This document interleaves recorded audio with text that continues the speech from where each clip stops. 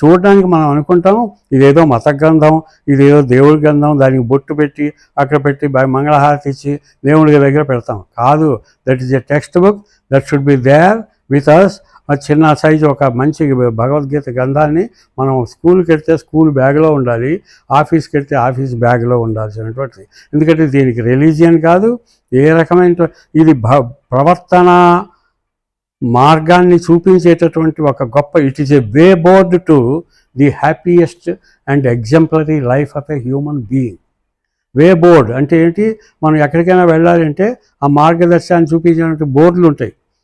ఆసుపత్రికి వెళ్ళుటకు దారి, ఫలానా చోటుకి వెళ్ళటకు అంటే ఒక బోర్డు కనపడుతుంది.